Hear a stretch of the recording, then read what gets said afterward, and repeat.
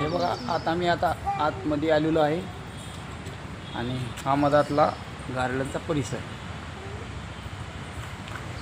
हे बघा, हे बसण्यासाठी बी किती छान बनवलेलं आहे गार्डनमध्ये. किती छान आहे आणि पाठीमागं पण खूप छान आहे.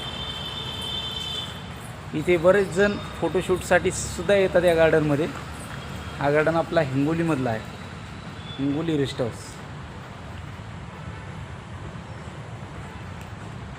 हा गार्डन तुम्हाला कसा वाटला आणि किती छान प्रकारे झाडं आहेत फुलाचे, वरती पण मोठी मोठी झाडं आहेत. सकाळची हवा पण खूप आणि नैसर्गिक सकाळची आहे. हवा पण खूप शरीरासाठी नैसर्गिक. हा रेस्ट हाऊस आहे बघा किती छान प्रकारे आहे.